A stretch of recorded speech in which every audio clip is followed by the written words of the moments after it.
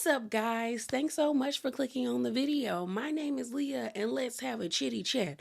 A little chitty chat. Now, I decided to call these reality TV chitty chats since it's going to be like an amalgamation of a bunch of shows that I'm watching, but I don't have like single reviews for. So let's get into that because we got some things to talk about. So let's get into it. Okay.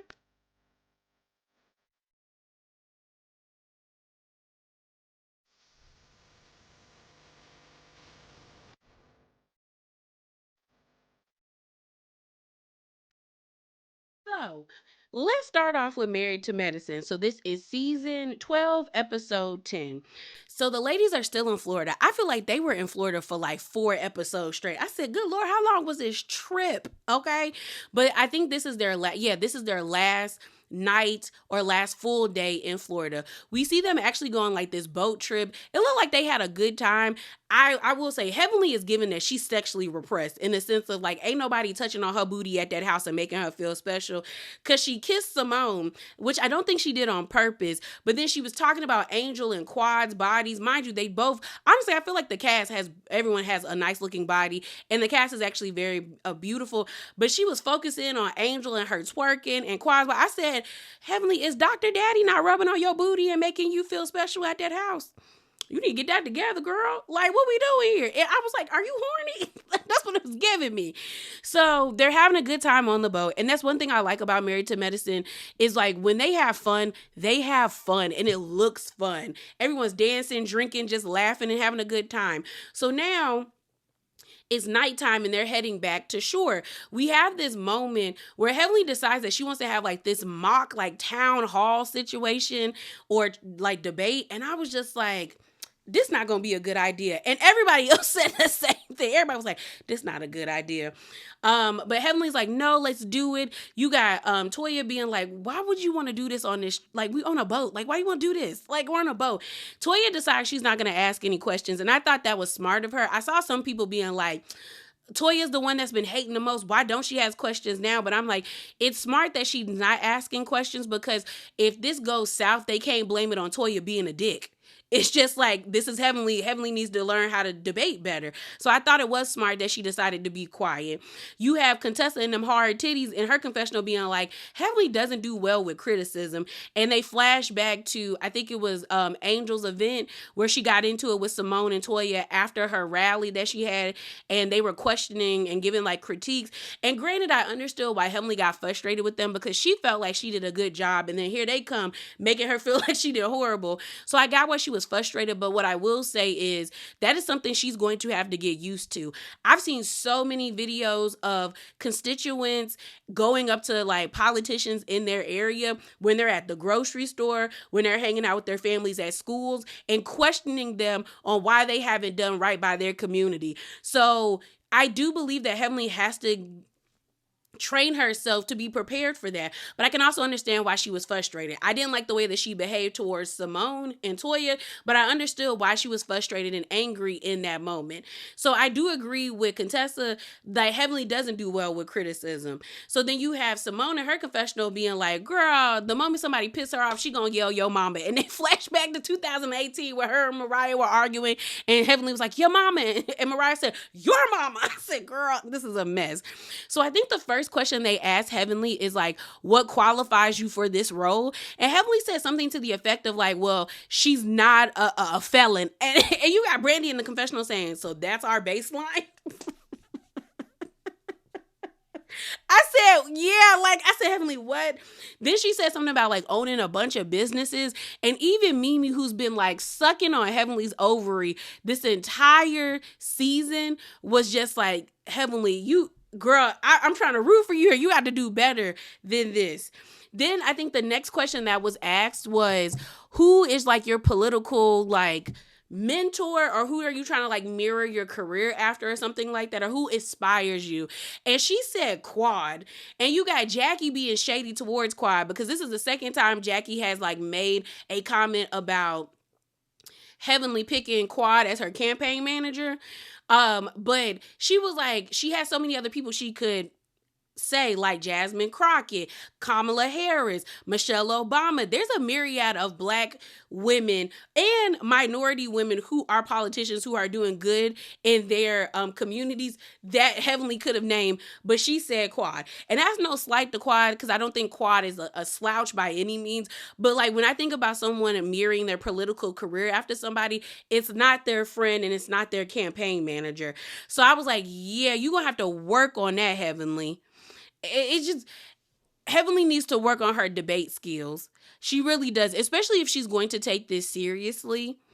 Like, that demon in office has ruined it for anybody who is like on reality TV or in the entertainment industry who is interested in having a political office, because I don't think they deserve it anymore. Like, I just saw Uncle Luke wants to run for Senate, and I'm like, no. And here's the thing.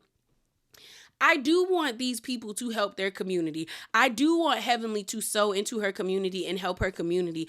But I'm just kind of like, you don't have anything to show for it. And I think that's the part where like there's a disconnect, is that what has Heavenly done for her community? Who has she helped? Has she opened up food banks? Is she helping the homeless? Is she helping single mothers and single fathers? Is she helping at-risk youth?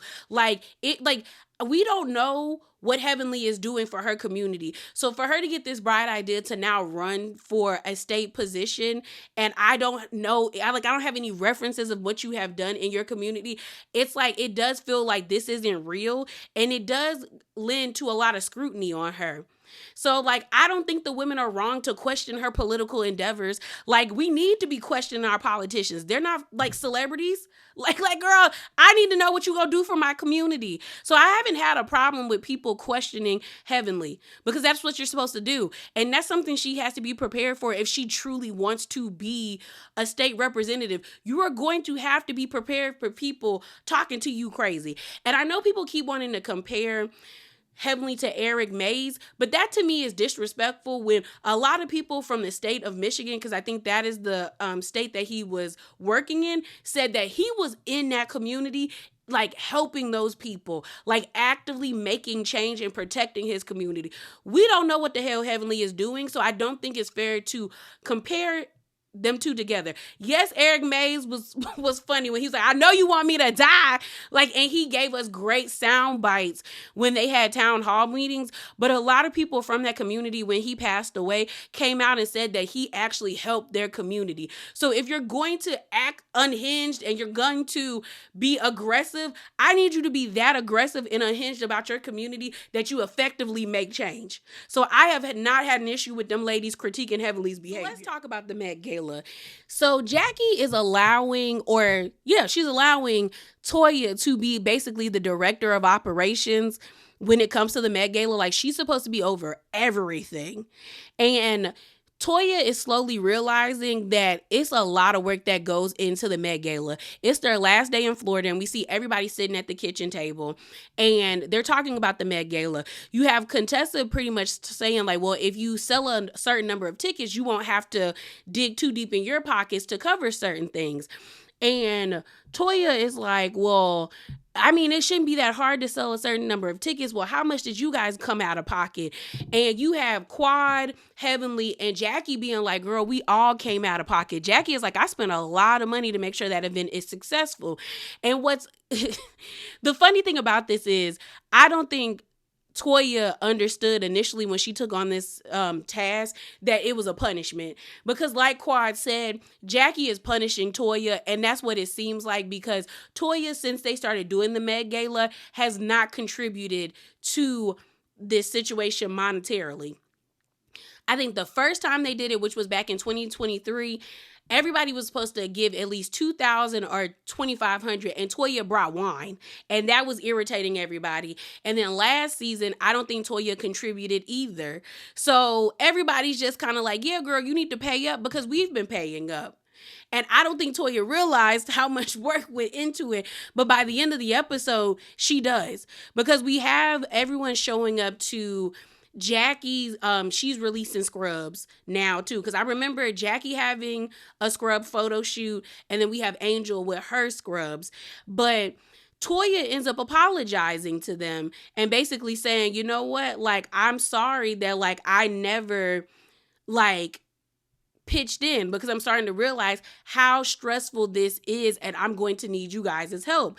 Quad basically says like, well, what if we don't want to help? Because we've been trying to tell you for like seasons or years how difficult this has been, and like you always give us your ass to kiss, and now that it's you, all of a sudden you want our help, and maybe I don't feel like helping you.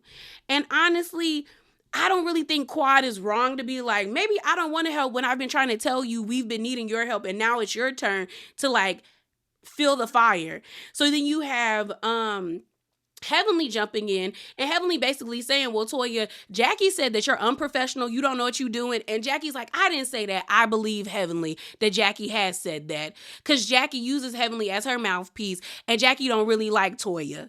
But Jackie is like, I did not say that. And I'm like, Jackie, you said that. You said that.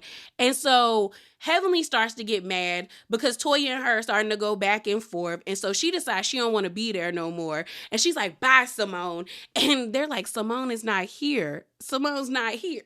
Contessa is standing there shaking her head. Then Quad follows her and she was like, can you, like, we need to take these pictures.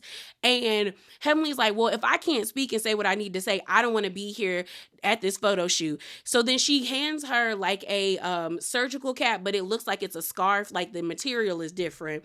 And Heavenly starts to speak, and Toya's like, why are you speaking? You think because you got that scarf in your hand, you can speak? And so she drops it on the floor. She's like, I'm leaving. And they're like, girl. And so then Jackie brings up when they ruined her photo shoot back in 2016, when it was Heavenly and Lisa Nicole Cloud arguing. And Jackie was like, y'all are not going to ruin this situation for me. Everybody can leave. I was like, girl, and each time it was Heavenly that ruined your event, ma'am. So, I mean, but I don't fault them for being frustrated with Toya, because it's like they've been asking you for years to help, and you always are like, no, y'all got it. And now you're seeing how hard it has been or how much work they put into it. And now you're like, oh, crap. Now, I do think they're going to end up helping her, but I don't think it's wrong for making her sweat. Like, they're not wrong for making her feel some type of way, because it's like, girl, they've been asking for your help, and finally, you know what it's like. So the last thing we're going to talk about before we switch on to a different show is Quad in the IVF situation. So when they're still in Florida, sitting at that table, eating breakfast, Quad breaks down at the table. Contessa was getting on my nerves. Quad, what's wrong? But then again, as somebody who does not like when people just randomly start crying, I understand, because three things pop into my mind. Either somebody died unexpectedly, you're sick and it's a terminal illness, or three, somebody hurt you. Either way, I'm uncomfortable and I'm stressed out and I'm worried for your safety. Okay, I don't like it. All right. So she finally reveals to them that they retrieved some eggs, but none of them survived. And so she just breaks down. Everybody instantly feels bad for her. Instantly, it's like, oh my God, I'm so sorry. I'm so sorry. And she starts to say how mad she is at the fact that she didn't listen to Simone and Jackie when they told her years ago to freeze her eggs. But she wasn't really thinking about it like that. She thought eventually a suitor will come. Eventually she would be prepared, and it wouldn't be at this age that she was trying to conceive. And everyone rallies behind her. Contessa ends up saying she never thought that the group would get to this place where everybody could comfort each other, and she just thought that that was a beautiful moment. We get back to Georgia, and King is being a dick. And here's the thing. I am sarcastic. I like a sarcastic man. Low-key, I kind of like an asshole, because I can be an asshole too. Those are men that I'm normally attracted to because I like the banter back and forth. But the men that I have been in relationships with, they know if I'm having a bad day, don't do that, because I'm going to be nasty to you. And they meet me with compassion. Him, on the other hand, was not doing that. Clearly, you could tell that she is struggling. Even in the confessionals, he's not very warm to her. But in this moment, I think it was something with the fork, and it was like a baby fork. And he was like, I don't want that baby fork. And I was like, are you saying you don't want this baby? Like, it's clear he doesn't want this baby, but I just don't like the way that he's treating her. And I'm saying this as someone, I love me some Quad, but she gets on my nerves at the same time. The love I have for her is equal to the way that she annoys me. So I know her personality with being over the top in the monologues, how everybody calls her, Quad, like the same way people call, Yandy is Yandy Luther King. I've seen people call Quad Luther King as well because of the way she monologues and all of this stuff. So I know Quad can be annoying, but in this moment, she's struggling, and you as her partner should be trying to meet her with care. Like, I still haven't gotten over him saying that he wanted a masculine baby. What the hell is that? What? See, it is a blessing in disguise that she broke up with that man and she didn't get pregnant. Okay, because that is not who you have a baby with. What the hell is a masculine baby? What? What happened to I want a healthy baby? What happened to that, sir? Even when they went outside to eat, he had an attitude, and I was like, ugh. Ugh. I just feel like Quad married, like not married, but Quad got with a handsome or a more attractive version of Gregory. And one thing I will say is I do not like how people are trying to rewrite history and make it seem like Quad was speaking negatively about Sweet Tea's IVF journey. That was Heavenly. Heavenly did that on the show, and she did that online when she was reviewing the show with Carlos King last season. Quad didn't say anything really disrespectful to Sweet Tea, other than when they were sitting on that stage during the reunion where she said, you promised that man something that you can't deliver on, which is true. Sweet Tea started off her relationship with Gregory shading Quad by saying, I can give you what you need, slipping into that man's DMs with a baby emoji and a kiss, because she watched the show like the rest of us, and she knew that Quad was not going to give Gregory a baby. So your proposition for this relationship is that I can give you a baby. And she knew she had endometriosis because, as someone who is an army brat, I know they have yearly physicals, and there are some in-depth physicals, okay? So I'm pretty sure they found out early on that she had endometriosis. And granted, having endometriosis doesn't mean that you cannot get pregnant. It just means that it's a lot harder for you. But it's a blessing in disguise that she's not pregnant for Gregory, because that man is not kind to her. That man is condescending, but Sweet Tea is obsessed with being a doctor's wife. That's why she's trying to be a part of that little clique. That was trying to get that show off the ground. That looks like it could probably be a show on OWN, which I would not be surprised if it gets picked up by OWN. But like, she wants to be a doctor's wife, but it is a blessing that she is not pregnant by that man. Honestly, I still don't understand that at 30 something years old, you couldn't just get with a 40-year-old if you like to date older men. Why would you get with a man that's older than your parents? That is gross to me. I don't like it. And Quad, I feel like Quad is struggling with a lot of things right now. The niece passed away in such a tragic way. Her brother died. And now it's like a void, and she's dealing with all these things. Also grieving the life that she thought she would have. I think Quad does want to be with somebody. I think she thought she was going to be married or find a potential mate that she could build a life with and potentially have a baby if she got pregnant randomly. Do I think Quad wanted kids that bad? No, but I think that if she thought she met somebody that she felt safe enough to have a baby with, she probably would have a baby. But I think losing her niece and losing her brother is like making her think about a lot of things. And that's what happens when death enters your life. You start to think about a lot of things like, dang, do I want a family? Do I need a family? Do I need kids?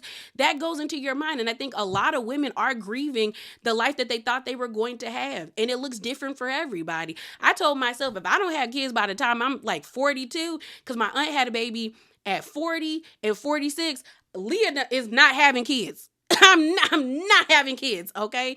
Because I have deconstructed what I thought my life was going to be, the fantasy of what I thought it was going to be. And it's projected by the year of 2030 that I think it's like 48% of women are going to be childless. And I think a lot of women are choosing not to have kids, but a lot of women are choosing not to have kids because, one, either they don't want them, but two, they have not met a man that they feel comfortable enough about putting their body on the line for, or for themselves to have a baby. I know a lot of women are like, I don't want to be a single mother. I want that family unit. And I don't think it's wrong to want that. I know there's a movement of women being single mothers by choice because they have the village, they have the community. But I think people who even have the community in the village still want that partner to be in their lives. So I think a lot of things are happening with Quad, but I do think it's a blessing that she ain't had no baby with that man, because ew. All right, y'all. So let's talk about Love is Blind, season 10, episodes 7 through 9. So I'm just going to talk about the couples in reference to those 3 episodes. And honestly, what the hell? What the hell? Let me just say this. I don't know what's over there in Ohio. It got to be mutagen and sludge in the water, because these men are grade capital D, delusional. Okay? Between Alex, what's his name? Alex, Devontae, Chris is the ultimate villain in Brie. I can't do it. I can't do it. I can't do it. And I'm saying this as someone who is not an avid watcher of dating shows. Now, the old dating shows, like when I was growing up, like Real Chance of Love, I Love New York, what's it called? Flavor Flav. I remember those shows as a kid growing up. Those were entertaining dating shows to me. But what comes out now, I've never really been invested in. Like, I've never been a fan of like The Bachelorette or The Bachelor. Last year was my first time watching like a full season of Love Island. I knew what it was, but I've never watched the show. And my sister and her friends got me into it because they started watching the show like consistently for season 6, and they fell in love with PPG, Serena, Janae, and Leah. So I watched season 7, fell in love with Alondria and Shelly and you know, and them. So like, yeah, I've just never been someone who's into dating shows. Like I've never seen like is it Hot to Not? Or Too Hot to Handle? I think it's Too Hot to Handle. Yeah. But last season of Love is Blind was so bad with nobody getting married at the altar. And I saw people talking about it that I was like, oh, I wonder if this season was going to be any better. But I kept missing the show. Like I kept forgetting to like go watch it on Netflix. And then I saw a clip of Devontae. And I said, what is going on here? What is this? like, what is this? And so then I started to watch this show and I said, oh my God, no. Like, what the hell? So before we get into the couples, I do want to talk about the love triangle with Kevon, Tyler, and Kia. I'm glad that Tyler and Kia chose themselves and left the process. I did see a clip of both Tyler and Kia being on AD's podcast. I think it's called like What's Reality? And they talked about their relationship and their relationship with Kevon. And Tyler said that once she left the process, Kevon actually like called her. And because she assumed that they went to Mexico together, that he ended up picking Kia and going to Mexico. But he told her like, nah, Kia let me go. And she was like, what? And she tried to contact Kia, but Kia, once she was out of the pods, went ghost on everybody for the most part and went on vacation. But basically, Kevon pretty much let her know that he realized in this process that he wasn't ready to be married. Like he realized with Kia that financially he wasn't ready to be married, but actually like them leaving made him realize that like he has a lot of things to figure out before it's time for him to actually try to propose and be in a committed relationship with somebody. And I'm really glad that Kia and Tyler was just like, you know what? I want to be married. I want to have romantic relationships or partnerships and long-term stuff and all that stuff, but I love me more. And I respect that. And I feel like that was the best thing that could happen to Kevon, because I think if he stayed longer in this process, the narrative would have been that like he was manipulative or like and all this other stuff. And I don't think he's that bad of a guy where he deserves that type of narrative on him compared to what we getting on this show, you know? And what was very interesting to me is that he actually admitted to her that like, I realized I'm not ready to get married. And I think that that is something that he needed to realize before he started to jump into other relationships after not being successful in this process. And what I have learned is that when it comes to dating, one, you got to be mean to these men. You got to be mean to them. Some of the most successful marriages have mean women. Okay, that doesn't mean like you are like belittling them, but you got to be mean when it comes. Run a strict program out there when you're dating. Number 2, he has to love you more than you love him. Okay, and you cannot center him. You need to be the center of your own world, and you also need to put. That's number 3, the fear of God in him, that he knows he tries you when you're leaving, or you might end his life. You know. Don't play with me. You that's something like, you know, you shouldn't, don't end nobody's life, you know, but they need to know that you might if they get that disrespectful. All right. But yeah, I'm just glad that I'm playing, y'all. But I'm just glad that they chose themselves. That to me, I thought sends like a very clear and beautiful message to a lot of people who watch this show, like in the hopes of maybe that could be them one day. Always choose yourself, and the right person will follow. Let's talk about these couples. So Christina and Vic, I'm not understanding why we're not seeing Christina and Vic. Like, they seem, out of all the couples, like they have like a real connection with each other. Now, that whole praying thing, I ain't really like. And I say this as someone who does believe in the Lord, but I know what religious men, I know that gameplay. Okay. So I was like, okay, all this, what are we talking about? We can pray, but are we talking about serious issues? Like, the serious things in, like, in an interracial relationship. I do like the fact that Christina is very much like aware that she is a white girl or a white woman about to marry a black man, and she's asking these questions like, do you only date white women? Which is a solid question to ask Christina, because most of the time black men who specifically only date white women are weird. Very weird. Very, and borderline on the coon spectrum. Okay, so I'm glad she asked that question. It's one thing for you to be a black person and you fall in love with a white person. It's another thing when you only exclusively date white people as a black person. That is weird. Okay, and you're disrespectful to your own community. And I also like the fact that she is very much aware of, like, if they have kids, that her kids, their reality and the way that they're treated in the world is going to be vastly different than her. So that part of her I do like, and I like that aspect of her, but I just don't get why we're not seeing them. Like, I also don't get why they didn't go to Mexico. Like, it's like, I don't know, did they do something to piss production off and they don't like them? Because so far they seem to be like the most normal. Like the most normal out of everybody. And I can see them saying yes when they get to the altar. Now, I don't think we've met Vic's family yet, because I don't remember, because I was been like watching these episodes. But we met Christina's mom, and Christina got a lot going on with her. Like, supposedly her daddy was horrible. And I'm looking at that mama too. But the mom actually likes Vic. So that's a positive. But it seems like Christina doesn't have any family other than her mom. So it would be nice if Vic's family actually likes her and she's able to bond with them and create community with them. But I just don't get why we're not seeing them, because they seem like a real genuine couple. So let's talk about Amber and Jordan. I like Amber and Jordan. Amber and Jordan, to me, seem like if they met each other out, like, in the free world, not in the pods, that they would actually like each other and exchange numbers. Like, the chemistry is there, and I like it.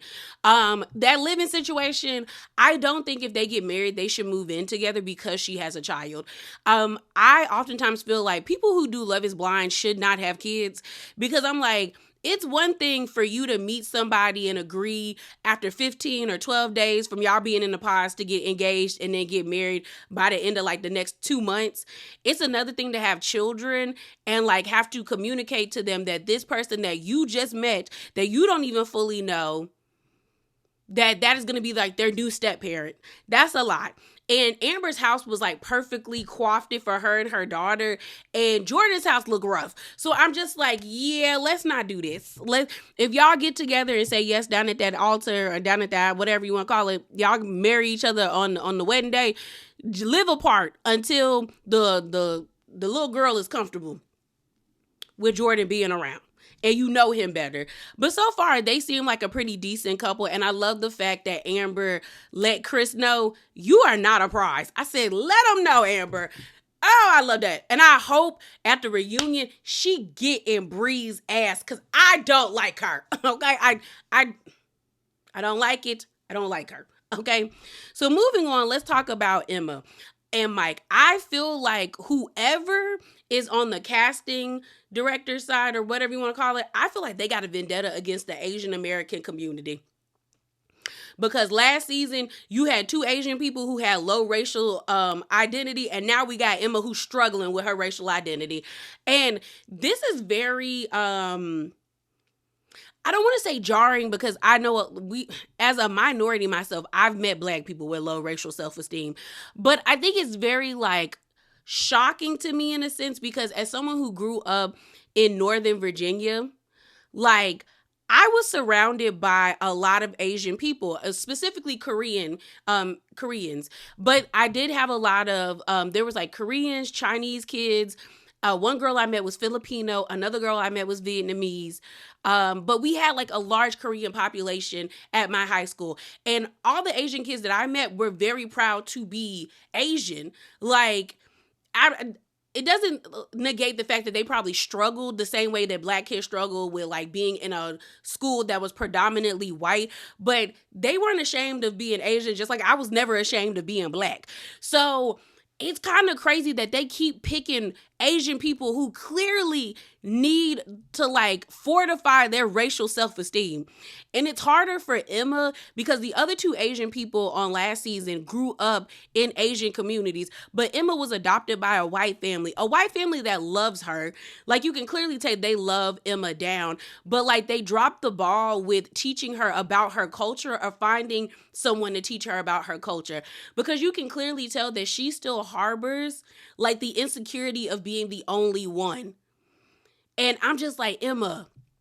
And then also struggling with, her disability with the scar and being discarded by her family because she was sick. Like, she got a lot going on. I don't think it's time for her to get married, okay? Especially with this whole thing about not wanting to have kids. I don't think it's wrong for her not to want to have kids, but it is very telling that she is willing to compromise on a decision that even her family was like, girl, you've always said you did not want to have kids.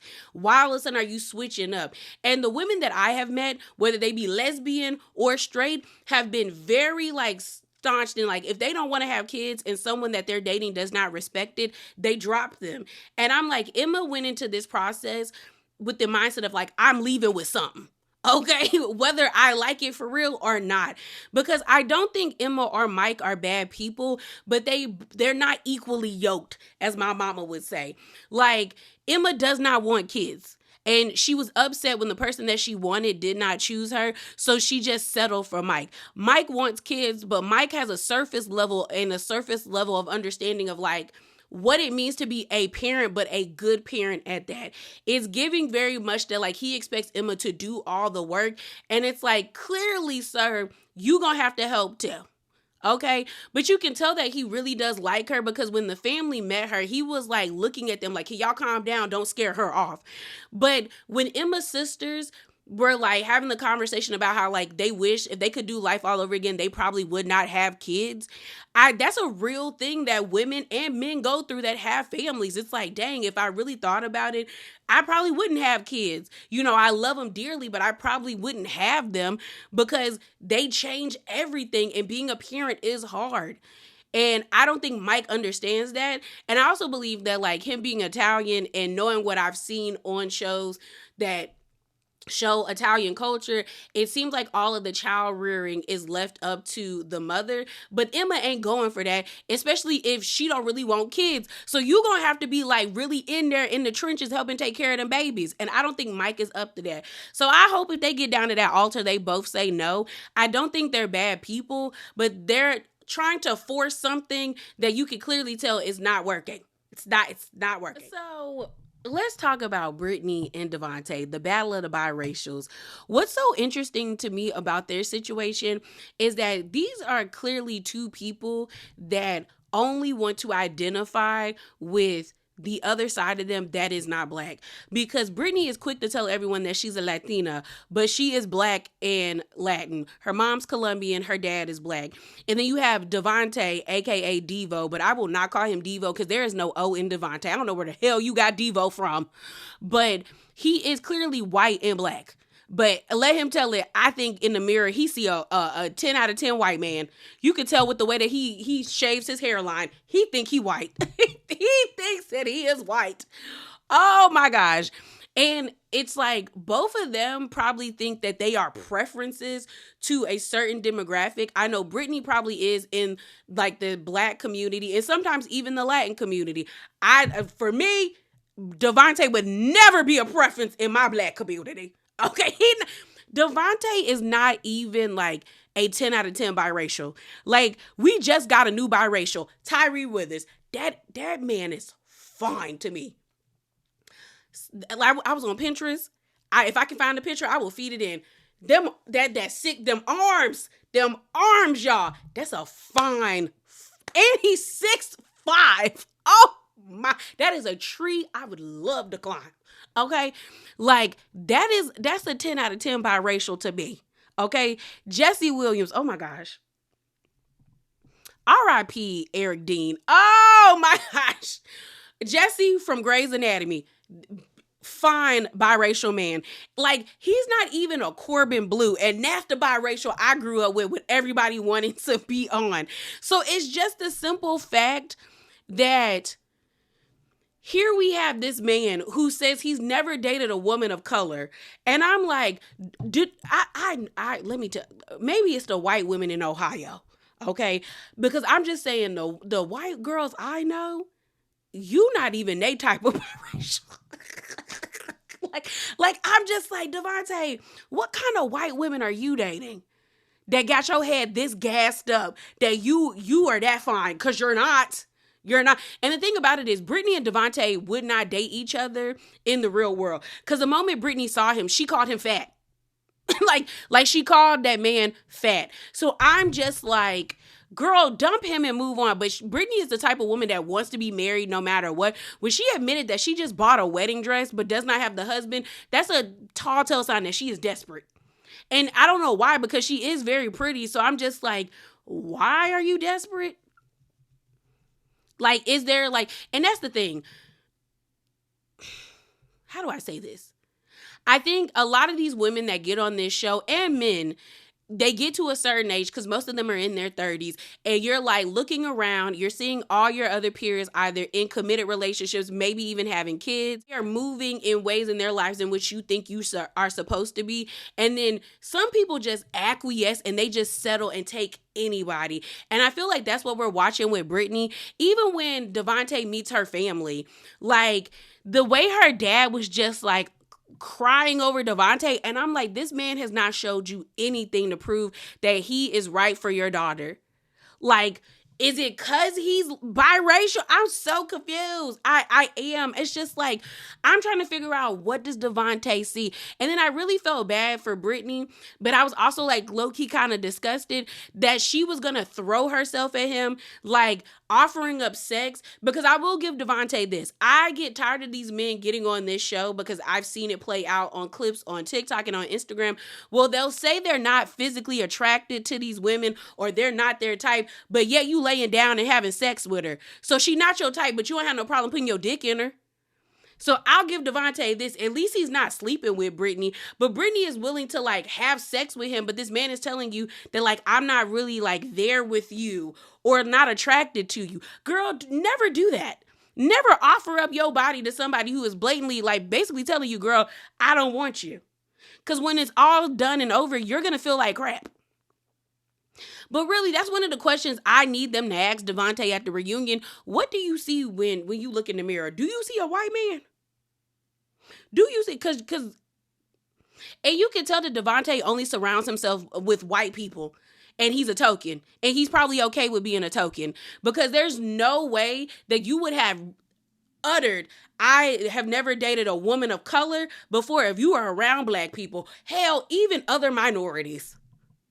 I'm like, girl, no ma'am, Devontae. No ma'am.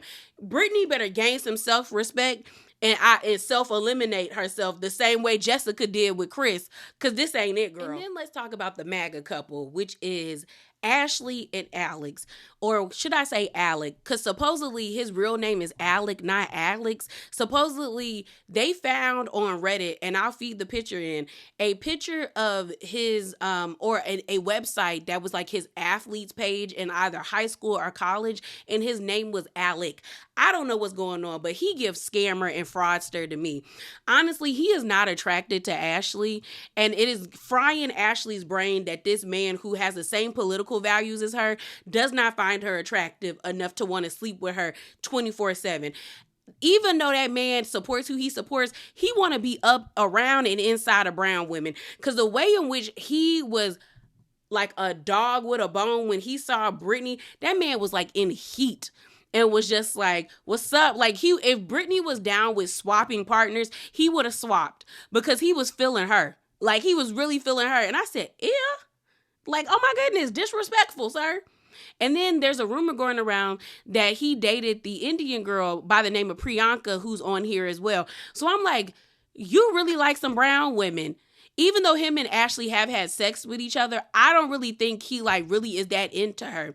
We then have him meeting her family, and the way the dad sussed out that he lies was so like it was so quick. Like the dad was just like, yeah, he runs from the truth.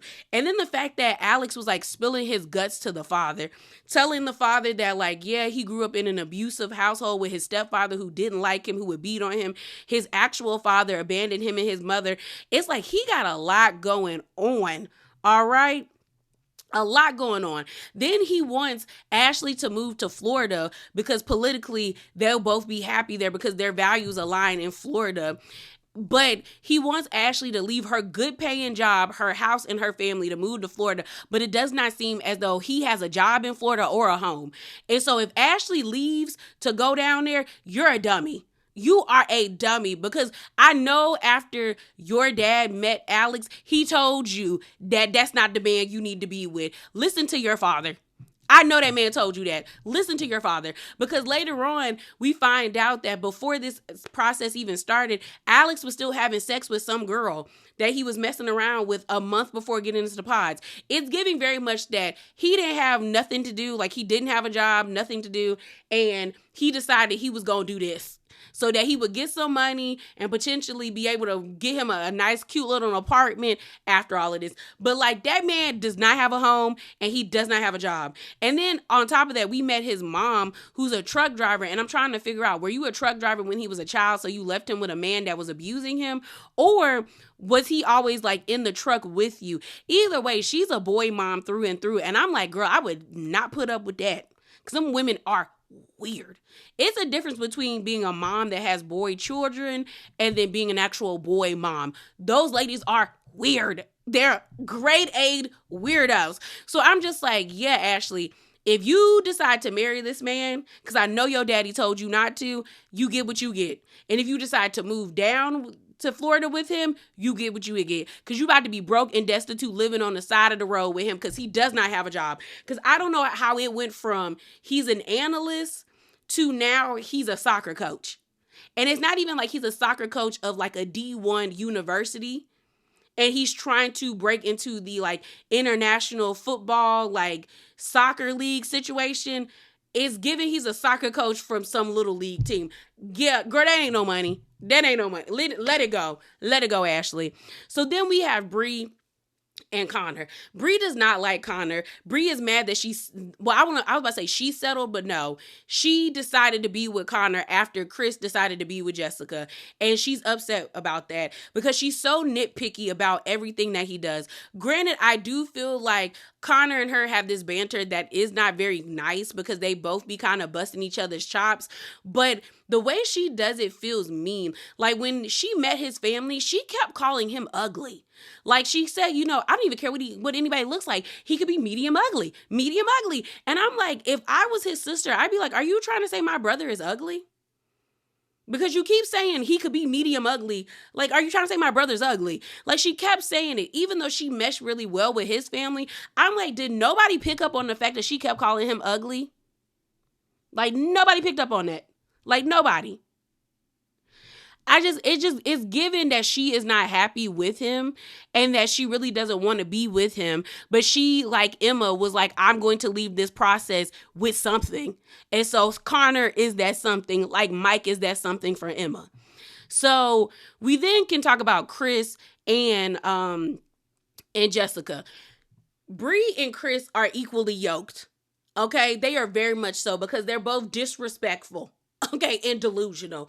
Because we have this moment with Chris and Jessica where after seeing Jessica's house, Chris got intimidated because he realized that Jessica would not date him in the real world if they were not a part of this process. Because one, that lady is an ER doctor, highly intelligent, and also she makes way more money than him. Because he walked up into that house and he was so like, oh, so this is, yeah, he saw the gap between their intellect as well as their financial status. And instead of like actually sifting through those emotions and like, you know, being like, okay, I feel this way because of this, he decided to spew that energy onto her because he went out the day before with a friend. We find out it's a female friend. And then all of a sudden he stops talking to Jessica. Then we're there. I think they were at Jessica's house and she pretty much was like, well, I texted you, I love you, and you didn't text me back. Now he's trying to tell her that he's not attracted to her. Like their sex isn't that great. And he only dates women that do CrossFit and Pilates. Yet Tiny Tim, nobody in the free world that does Pilates and CrossFit was trying to talk to you, sir. So the nerve of you to tell this lady this, and then to follow that up with saying that, well, we can still have fun together. F you. Because how dare you disrespect her and demean her and then be like, but we can still have fun in this process together. No, get out of my house, okay? I was so happy when Jessica was like, you know what? We're done with this. I'm done with this. Because why would I be with someone that doesn't like me? Yes, like, oh my God, like the nerve of him. You are 5'3". I'm 5'2". So I can talk poorly about his short ass. You have the energy of a man that's 6'3". You are neither. You're neither. You're not even that attractive as a short man. What do you see in the mirror? I want to know what Devontae sees, and I want to know what you see. For you to think that you could say that to Jessica that looked every bit of a size 2 or a 4, and you basically try to tell that lady she was fat and ugly. And then we get to the mixer where everybody is at and everyone's talking and all of this stuff. And he is telling everyone that the sex with Jessica was just so bad. And I'm just like, the nerve of you. Then we find out that he slid into Bree's DMs. Mind you, before that even happened, he had a conversation with Connor. So you a snake ass. Ooh, you nasty. You're a nasty little man. Okay. He slid into Bree's DMs. And then he wanted to have a conversation with Connor, basically talking about how he's not happy with Jessica. And Connor was trying to help him. All the while, you're about to snake your friend out of his girl. And then Bree, who's also a snake, was trying to fake like she was a girl's girl. Because at the table with all the women, she's like, yeah, like he's crazy. I can't believe he did that. You know, he DM'd me, but I didn't respond. You got Chris telling Connor's fiance, aka Bree, that like, you know, I think I should have picked you. Like, you're so beautiful. You shouldn't be with a man like Connor. You need to be with a man like me. That's not a man you take home. And Bree's just sitting there just eating it all up because that's who she wants to be with. Girl, nasty. I said that little monster of a man is nasty. Nasty. I just could not believe that he had a conversation with Connor, then DM'd his fiance, and then Bree gonna sit here and act like, oh yeah, he's crazy. Like, this just so disrespectful. And then when that man got in her face and told her she was so beautiful and he should have picked her, and like, you know what? And I'm like, I'm looking at Bree like, you're a dummy. Because if you really think about this, Bree, he's basically saying that I don't meet the qualifications to be with this lady right here, who is smart, well-educated, has all this money, is a doctor, but I'll settle for you because you're more of my speed. And you was just eating it up. Just eating it up. Embarrassing. They deserve each other. I don't like, Love Is Blind. Boston season, let that be your last season. Because whoever is working in casting sucks at their job. They suck at the job. Because no, ma'am. No, ma'am. So clearly, it is a new day. Okay. So let's continue on and let's talk about the Valley Persian style. So this is season 1, episode 7 and 8. So episode 7 was pretty much the aftermath episode after, you know, that dinner from hell on their cash trip and Sky getting into it with Reza and Greg and partly Gigi. She feels like she pretty much done with the group. So we have Reza Jackson on episode 7, ambushing both Tannine and Sky with each other. They both came to this restaurant thinking that they were going to have like a one-on-one with just Reza Jackson. And they find out that's not the case. So they see each other and they're like, dude, like, what is this? He ends up saying, look, I think you guys really need to have a conversation. Y'all been friends for so many years. Like, y'all need to talk this out. He takes their purses and then he like scurries off to the bar. Mind you, if this was like real life, I would have cussed him out and I would have walked out that restaurant and got in my car and went somebody else. Because first of all, don't play with me like that, sir. If I wanted to talk to this lady, I would have called her and talked to her. Clearly, I don't want to talk to her, and that's why we're not talking. But I understand we're filming a reality show. So we see the conversation take place with Sky and Tanning. And pretty much what's the issue between them is they're both hurt. Sky feels like she was left for dead by her husband, Bombshell, and Tanning. Like, you supposed to be my best friend. My husband didn't speak up for me. You, my best friend, didn't speak up for me. Your husband is coming at me. Reza's coming at me. Then Gigi's coming at me. And no one is defending me. Like, I felt alone and I did not like that. Which is her right, because it was a lot to have all of them, well, specifically those three, coming up against her and nobody was really saying anything in defense of her. I think MJ tried to jump in, but it didn't really help, okay? So she basically says to Tanning, like, girl, why was your husband, like, start this, like, attack of me? Tanning is like, girl, that was not my husband. Reza is the one that started the conversation. Production basically proves that Reza was the one that started the conversation because they show that, like, at I think it was, like, at 1:50, like 1:51 p.m., he started talking, and then at 1:55 p.m., Greg started talking. So then Sky ends up saying, well, why did your husband say all that stuff about my jewelry? Like, you've never paid full price for my jewelry. I always give you discounts. And if you remember, Greg was telling Sky, like, my wife is always buying your jewelry and you can't never give her free pieces. And then you disrespect her line when she's always, like, promoting your stuff. Like, that's messed up. And the conversation doesn't really go anywhere. Tanning does admit that she should have had a conversation with Sky before talking to Reza about how she felt offended with her wiping her oils or her, like, you know, I think, is it oils or lotion, her products onto her dog, like that hurt her feelings, you know? But she's like, you know, we're friends. Clearly there's a lot of love between us. And that's why we were so hurt by what happened. But you see both of them in their confessionals basically admitting that, like, their relationship will never be the same. Like, Tanning is upset because she's like, you can't apologize to me. Like, Sky can't take any, like, humility and just apologize for hurting my feelings. And Sky feels like Tanning is fake because why would you tell Reza that you had an issue with me instead of just talking to your friend? And the thing about it is, as I see, like, both sides, I understand why Tanny doesn't speak to Sky when things hurt her feelings, because watching Sky have a conversation with her husband, I said, ooh, girl, you don't take accountability for nothing. For nothing, ma'am. But I do understand Sky being upset because it's like, I got cussed out and yelled at by a bunch of people with my husband and my best friend sitting right beside me, and nobody spoke up for me or defended me. And it made me feel alone, and I shouldn't feel that way if we're supposed to be friends. So I get it. So continuing on with Sky and Bombshell and Tanning, we have Bombshell and Sky actually going to dinner. And girl, this conversation they were having was telling, okay? Because they start talking about the situation, and Sky feeling some type of way that Bombshell didn't speak up for her. He says, you know what, I was wrong for that. I should have had your back. And we find out that there was like a guys' night. He said, but you know, at guys' night, I told them, like, that's my wife. You need to respect her. When you disrespect her, you're disrespecting me. And she was like, you did that? And he was like, yeah, I did that. I should have had your back. My bad. So then producers end up asking Sky in her confessional, like, how long do you think you'll be mad at Bombshell? She says the rest of her life. And I said, then girl, get a divorce. What's the point of being in a relationship mad at a man every single day? Just divorce him and move on with your life.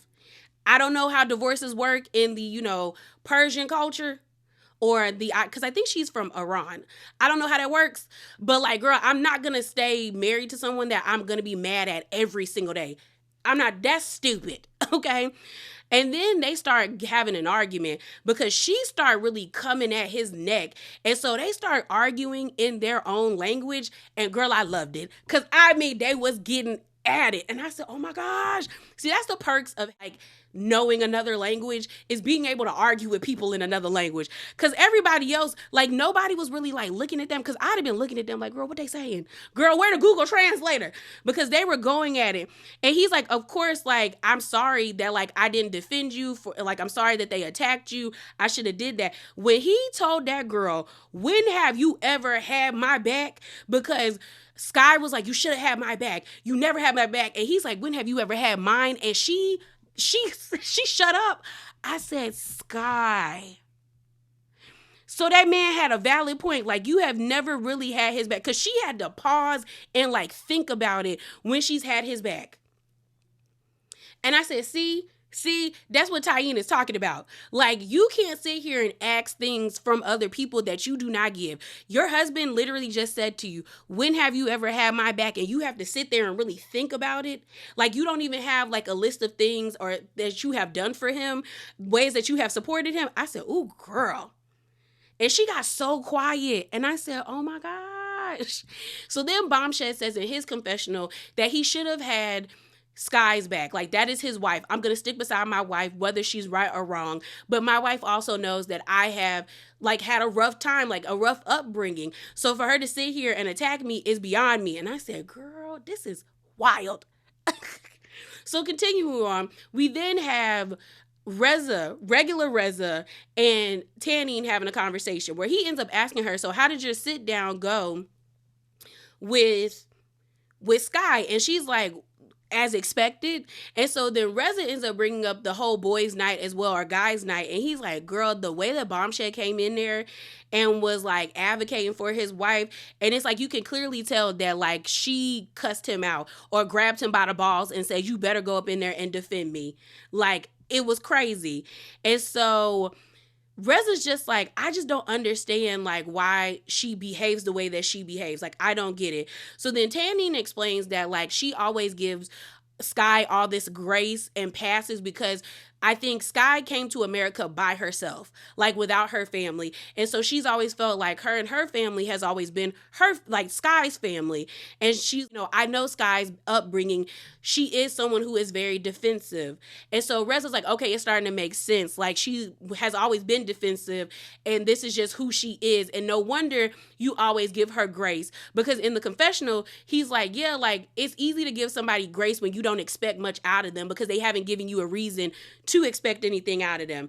And I said, well, that makes sense. But I also feel like Tyene my bad, y'all. Tyene needs to stop having conversations with Reza and just be a woman about it and just tell Sky how she truly feels.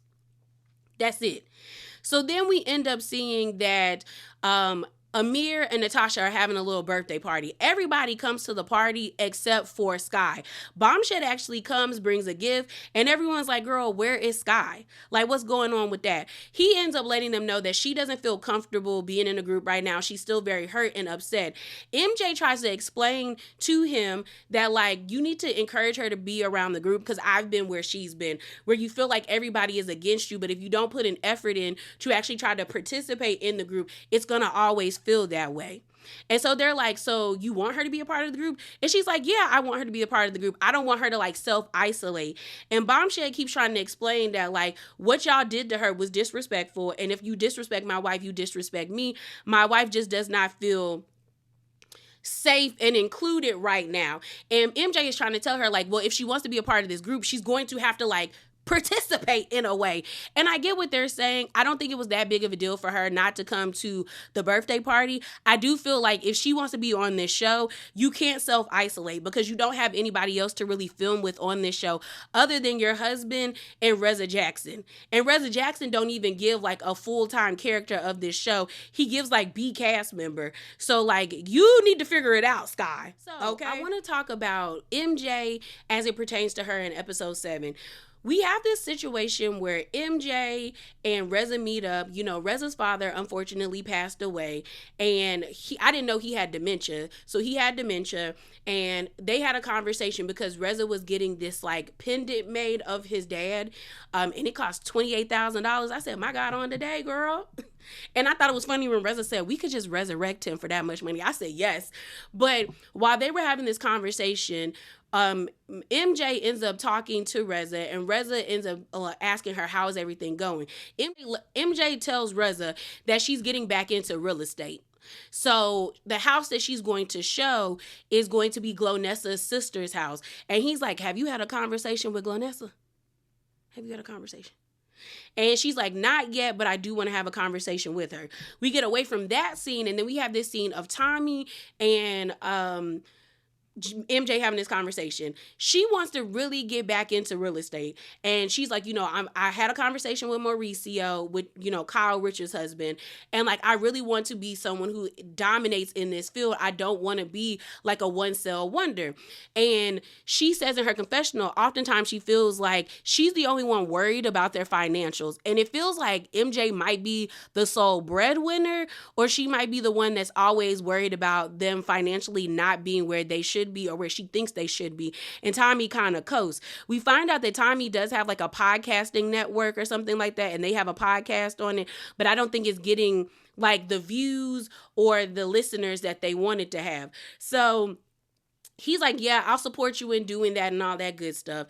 As the conversation continues on, she talks about wanting to have him come around the group. She's like, I want you to come around the group. I want you to participate in the group, but I feel like you don't want to be around the group. He ends up saying, I already done told you I don't want to be around them people, specifically Glonessa and Reza. And she's like, okay, I get that you don't want to be around them, but you have other people you could be around. And she starts naming off, like, you have Amir, Natasha, there's Bombshell, there's Sky, there's Tai, like, there's other people, there's Reza Jackson. And he's like, I done told you I don't care about none of them. And the way Tommy be raising his voice, we would be in that house arguing every day, because I'm like, you can have a conversation with me without elevating your voice, sir.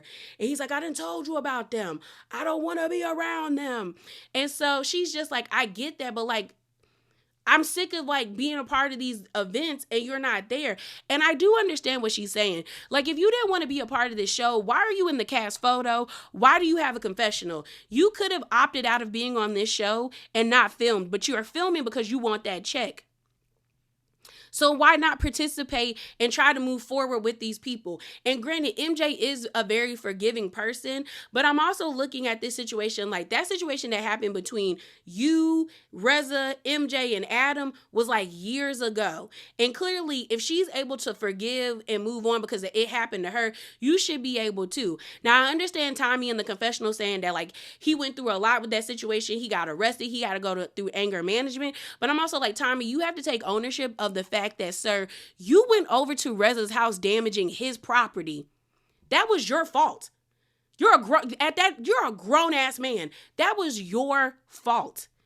I'm not saying you weren't justified in being angry because Reza was saying some real nasty low down stuff to MJ, but you also have to take ownership that you went over to that man's house messing up his stuff. Your fault, sir. Your fault. Okay? So he's like, I don't want to be around them.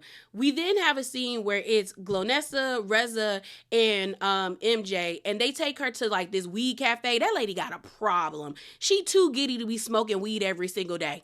But they sit down and she finally reveals to Glonessa that, hey, I'm using your sister's house. At first, she has an attitude, but then eventually she kind of gets over it because she understands that MJ needs the money and she needs to sell this house. So then Reza starts to bring up that he wants to have a conversation with Tommy, and Gigi is like, you really want to talk to him? Because he don't like us. And MJ's like, yeah, the purpose of him not coming around the group is because he don't want to be around y'all. And Reza's like, well, maybe we could have a conversation. So he actually texts Tommy.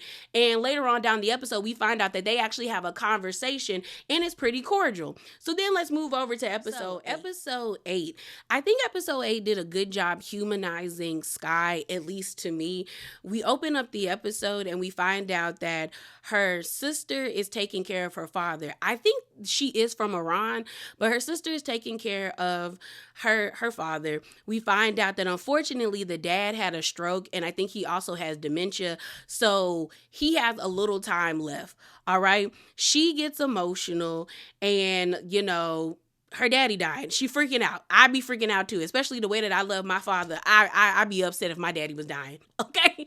And so her and her sister both start crying because they're just like, like, I think it's the realization is setting in that their dad is about to pass away. She feels bad because, you know, she's in America and he's all the way on the other side of the world. And she's like, I know I need to buy some tickets soon to go see my father. And she's just like, you know, I wish that I was there to help you. And the sister's like, it's okay. And she's like, no, like, I can only imagine having to see him deteriorate in front of your eyes. So then in the confessional, Sky is talking about it would be nice to have a friend, basically shading Tyene, saying like, this is the moment where I need her to step up for me. But she's like, I'm gonna do what I always do and handle this on my own. But I'm like, what about your husband? But based off the way that y'all were talking to each other in episode 7, y'all need therapy. Y'all do. And it doesn't seem like Bombshell or Tyene, not Tyene, but Sky would be into doing that. But it's clear that she needs it. Like, it has to be isolating to leave your family, go to a whole nother country, and then now all of a sudden your dad is dying and you really don't have the means to just pick up and go and make sure that you can see him before he leaves this earth. Like, that's sad to me. And it also seems as though she does not rely on other people, even her husband. And it's like, yeah, you probably do feel alone a lot of the times. Hopefully she find a friend here soon that she can actually trust. And because I don't think that Tyene isn't untrustworthy, but that relationship to me has ran its course. So then we see this situation between Glonessa and MJ. It seems as though Glonessa sells crystals. I said, okay, girl. Her and Dennis have this crystal business that they're about to do. I said, all right. But while they're sitting there, they start talking about her relationship with Tommy. Well, MJ's relationship with Tommy and how it ain't in a good place. And MJ is at the point where she's just like, she's at a crossroads, basically. So then we also find out that Glonessa is going to start a jewelry line called Valley Girl. And that's mainly to throw shade at Sky because she's like, she took offense to it. And she's like, girl, you're on a show called The Valley. Valley Girl just did something for me. It speaks to my heart. I said, girl, are you that pressed? Like Gigi, that is pressed. That is pressed to me that you are now going to make a jewelry line called The Valley. That's lame. So then we have this scene of MJ, Gigi, and Tanny. They're getting Botox, I think. While they're there getting Botox, MJ's sitting on the table to get her injection. She gets a phone call from her son's school. They're basically like, girl, are you coming to pick up your child? He been here for the past 30 minutes and school has been closed. Like, what's going on? She starts freaking out because she's like, what do you mean? Then you have Tanny and Gigi being like, girl, is he okay? Like, what's going on? So she gets up and goes into the lobby of the health spa and she's just like calling Tommy, but it keeps going to voicemail. So then Gigi gets up to go see if she's okay. And she's like, is he all right? Like, is everything okay? And she's just like, this is not fair to me. Like, MJ's like, he told me that he was going to support me when it comes to like my business of going back into doing real estate. And that means him pulling his weight when it comes to taking care of Shams. And now I'm doing this and you can't pick up my child. So she starts like untwisting. They have like a bowl full of Hershey Kisses and like she's doing it like nervously but she's not eating the chocolate. So Gigi is just stuffing her mouth full of chocolate. Like, girl, I can't keep eating these. And she's like, girl, this is how I cope. And finally Tommy calls her back and he says, oh, I've been trying to find a parking spot for 25 minutes. And she's like, are you there to pick up my child, though? And he's like, yeah. And so she's mad because that means he knows she should have been there 15 minutes early because we don't live that far from the school. And as someone who used to live around a school, like parents would get in line like 30 minutes before school was out so that they could pick up their kids and be on their way. Like, I don't know if he forgot or he was just irritated that he had to go pick up his son. But I do think that's a load of crap because they're like, she goes back into the room to get her Botox and Tanny and Gigi are like, is everything okay? And she's like, yeah, he just was late to pick him up. And they're like, did something happen? And she's like, no, because I'm always the one doing pickups and drop-offs. And now it's time for him to do it. And he late. And I feel like now I understand why she's getting a divorce from him because I don't even think it's the whole like Reza Gigi thing. I feel like because a lot of people are trying to say, oh, she's giving up her marriage for Reza and Gigi and that friendship. And I'm like, no, I think she's tired. Like, you can clearly tell that MJ is tired and she does not feel supported. And the fact that this show and her being on Traders fell in her lap, she's using this opportunity to get away from Tommy so she does not have to rely on him financially. And she knows that she can take care of her kid by herself. Because clearly it seems like she's been raising him by herself and she's tired of being around this man. And I don't fault her, because what do you mean you forget to pick up my child? Girl. So now it's time for MJ's open house of like Glonessa's sister's house. We see Adam get there. We see Reza get there. They're there to help her like set up for the little party so that like they can have a nice spread for prospective buyers.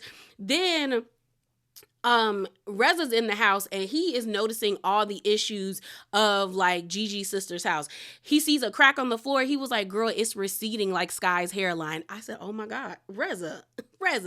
Then he's like, there's a crack on the ceiling. It seems as though like Gigi's sister's house is a nice house, but it's an older house and it needs a lot of renovations if MJ wants the money that she wants from it, like the commission from it. So while they're like all walking around and putting stuff up, they're wondering like, okay, where is Tommy? Like, Tommy was supposed to be here to like, help set up. He gets there. He has an attitude.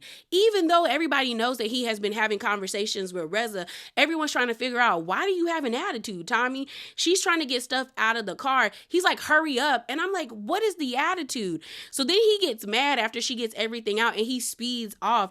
And she's just like, you said you were going to help me. Like, and you knew they were going to be here. Like, why are you speeding off and why are you mad? I said, yeah, he too emotional for me. Like, there's nothing wrong with a man being emotional, but I need you to be emotionally mature. And Tommy is not. So we see Mauricio get there. He's introducing himself to everybody. MJ's introducing him to other people. He says that the house was nice. Oh, I think that might be next episode where he's like, the house was nice, but it needs a lot of work. Then they notice that Sky gets there and they're like, okay, Sky is here. So Gigi and Reza are like already looking at her like, ugh, why did she come? Reza actually goes up to Sky to see if that they can have a conversation. But Sky is like, girl, I'm not about to have an argument with you here. So I'm not interested in having a conversation. She basically shoos him away and he gets offended. So then he goes back to the group with Amir, Natasha, Adam, and Tanine, and he's like, girl, I tried to have a conversation, but she shooed me away. And they like, ooh, dang. Okay. And then you see Sky go talk to Bombshell, and they're both like, yeah, we're not about to have this conversation here. And then it gets into an argument. Like, this is not the time, nor is it the place. So then next thing you know, that is when Dennis, I think, was there, and he was passing out the jewelry that they're making called the Valley Girl. And Sky immediately knows it's shade towards her. So she's in her confessional like, ew, who wants something from the valley? The valley. Like, she really does not like living in the valley, but I'm still not understanding why be on a show called The Valley. So we see MJ try to have a conversation with Sky about maybe speaking to Tanning and also being a part of the group, trying to express to her that like, girl, don't isolate yourself. Like, if you want to be in this group, you need to participate. But Sky feels some type of way that Tanning hasn't come over to have a conversation with her. So she's like, girl, I'm kind of done with that relationship. So she's like, I need to have a conversation with her. If she don't want to come over to me, she don't got to come over to me. So I think Bombshell and Tanning end up leaving the party before it hits nighttime. So then MJ has a conversation with Tanning where she's like, well, I tried to tell Sky to have a conversation with you. And Tanning is like, we had a conversation, but it was very brief. It wasn't something like, we didn't really talk to each other.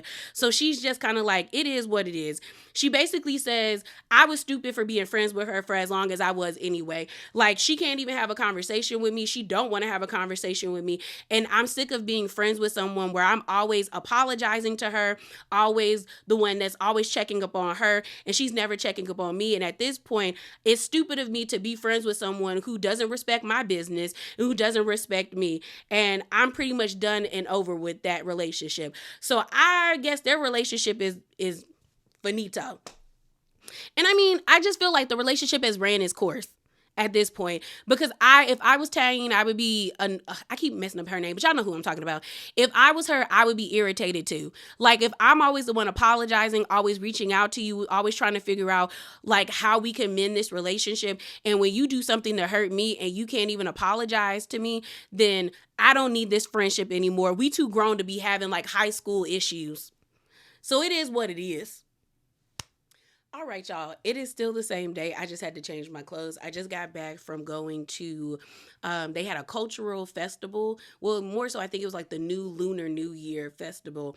So they had like 15 or 12 different food trucks and like 40, but I think I saw like maybe like 30, 35 different vendors and a lot of like different dancing. It was fun. It was different music and stuff like that. I went with my sister and I was eating. So I sat down to film the video, and then I looked at my shirt and y'all, I had stains.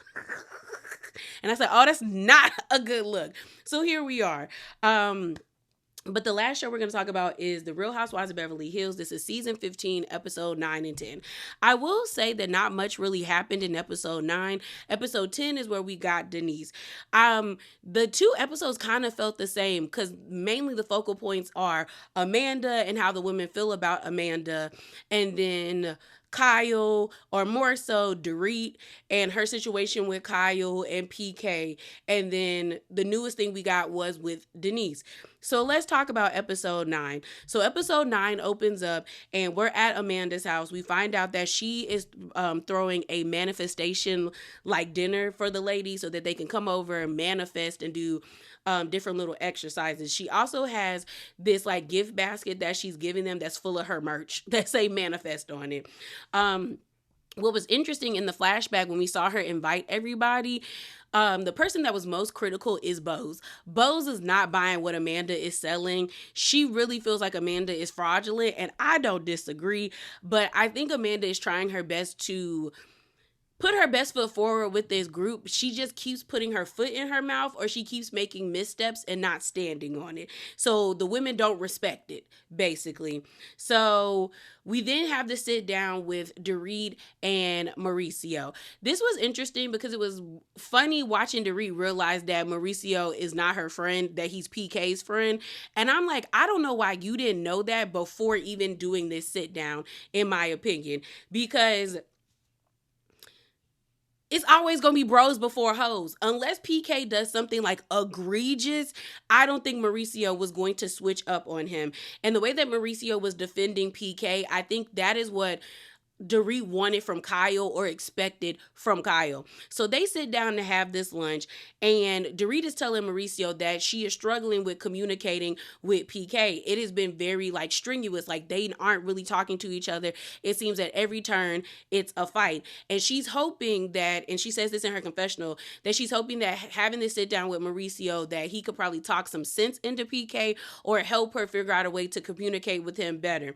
So while they're sitting there, Mauricio basically tells Dorit, girl, I've seen the text messages of him asking you to see the kids. I've seen him asking for a schedule, and you don't want to give it to him. And Dorita's like, what are you talking about, Mauricio? And Mauricio's like, girl, I've seen the text message threads. I've seen it. So Dorita's like, you've seen the text messages, but I'm telling you, what you're seeing is not what it is. So he's looking at her like, girl, what are you trying to, like, he feels like Dorita is lying. The whole time that Mauricio and Dorit were having this conversation, you could tell that Mauricio felt like Dorit was lying to him. So Dorit pulls out her phone, and she's like, the last time her and PK actually talked throughout text was in June, and it was him sending the schedule, but she's like, he's not consistent with it. Mauricio is like, but he sent the schedule, he's trying. And she's like, no, he sent the schedule, but he's not consistent. I don't have a problem with him seeing his kids, because I think PK is making it seem like Dorit is keeping the kids away from him. But Dorit is saying like, no, he's not consistent with seeing his kids. And I'm not going to have their schedule messed up because he can't be consistent. So then in the confessional, Dorit is pretty much saying this is what PK does. He gets to people before you, and then he starts telling them and feeding them all this information and showing them this and showing them that, curating a narrative. So then when you sit down with them, they feel like you're not being honest when you are being honest. And she's just like, I know what PK is doing. So as they're sitting there, Mauricio is just like, look, I just think you guys need to find common ground. And she's like, duh, that's why you're here. You're supposed to be the common ground. Then she ends up saying that PK is drinking again. And Mauricio looked at her like, not my friend. Mauricio said, my friend only does 2 drinks when we go out. He not on that bottle the way you trying to make it seem. And I say, yeah, Dorit, he's not gonna switch up on his friend. He wasn't gonna do that for you. Like he wasn't. So then again, Mauricio reiterates, I just think you guys just need to talk to each other. And Dorit's like, of course, Mauricio, like, duh, that's what, like, are you serious? She's like, my God, like, that's why you're here. And I'm just like, I don't know why you thought this was going to help.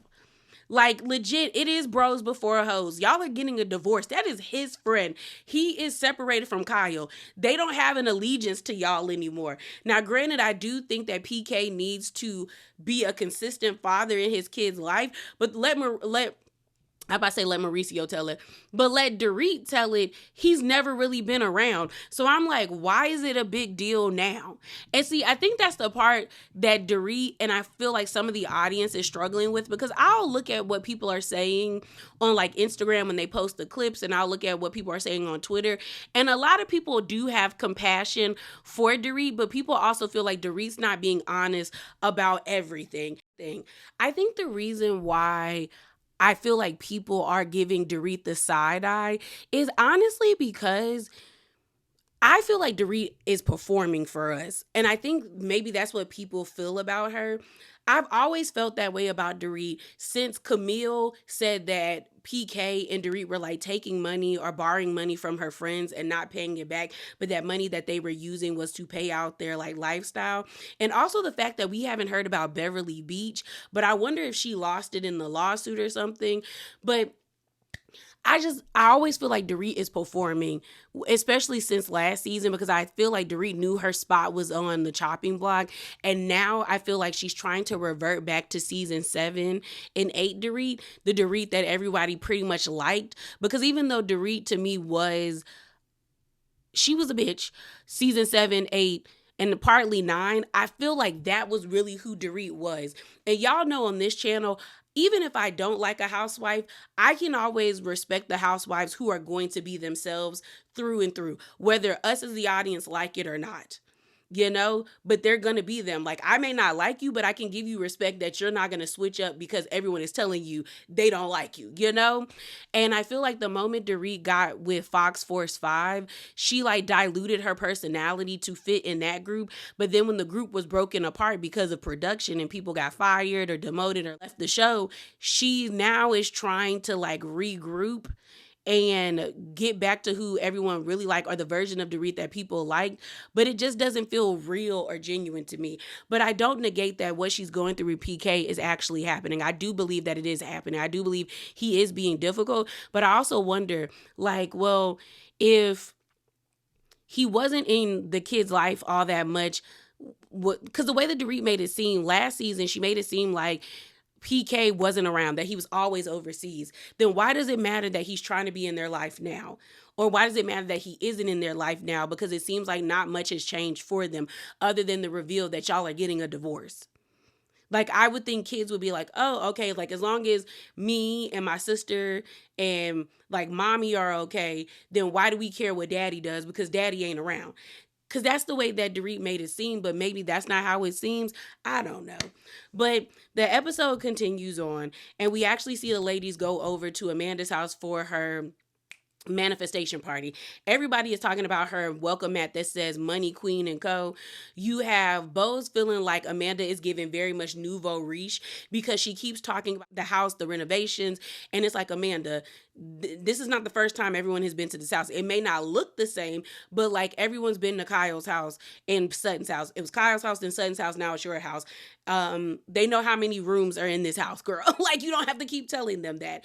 And then she keeps saying, like, you want to have a little caviar moment? Do you want to have this moment? And Sutton is like, girl, how many times you going to tell us are we going to have a moment? Because that's what Amanda's like to say all the time. finding out that Amanda is 40, because I thought Amanda was in her 30s, it kind of makes sense to me why she's behaving the way she is behaving now. Because I feel like I can now compare her to Crystal, because Crystal turned 40 on this show. I feel like Crystal was awkward socially. Like, she was trying to figure out, like, she wanted to be cool with the cool kids. They rejected her. So that's how she became cool with Garcelle and Sutton, even though she wanted to be clicked up with Kyle, Erica, and all of them. But she never had to, like, flaunt her money, because she married a man with long money. Like, he had Disney money. He worked on The Lion King, you know? But also, they had been married for a long time. So that was just her life. But you have Amanda, who is awkward socially and monetarily, because she is constantly flaunting her wealth, because she wants people to know that she has money. But the issue is you're doing it, and it's very, like, it's tacky. And I don't think she understands that you don't have to show these women your wealth. Brandy Glanville wasn't rich when she got on this show, and the girls tolerated her, but, like, she knew who she was, so she didn't feel the need to do all of that posturing.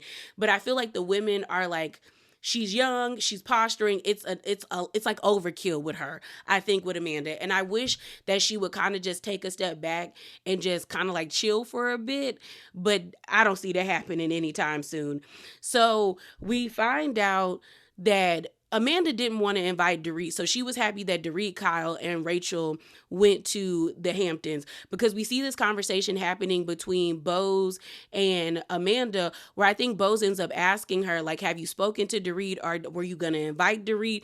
And Amanda basically says, like, I wasn't sure if I was going to invite her because I'm still kind of uncomfortable around her. And Bose is like, you're still uncomfortable around her? And she's like, whatever happened between y'all wasn't that deep. And honestly, it wasn't, for Amanda to still be uncomfortable. Like, the argument wasn't that bad, because we've seen worse, okay? But she was like, yes. So then when everyone comes and sits down at the table, Bose lets it be known that she wasn't, like, Amanda wasn't going to invite Dorit. And everyone's like, for what? Because nobody thinks what they had going back and forth at that table, that argument was that deep for her to not want to invite her.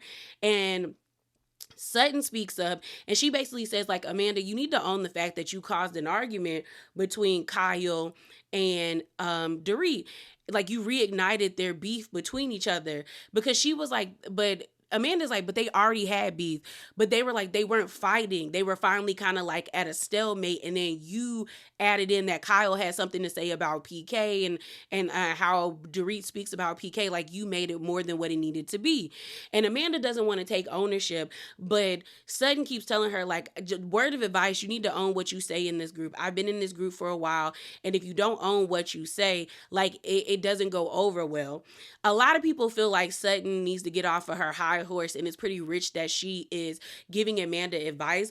But I will say what Sutton is saying is true. When Sutton didn't own the things that she did, or she didn't own the fact that she did something, the women used to give her hell about it. So I do think she's trying to be genuine in the sense to tell Amanda, like, girl, just own what you say, and you probably will be better in this group. But I also think Sutton is taking joy in the fact that she's not the one on the chopping block anymore. Like, the girls have a different person to hate on, and it's not her, you know?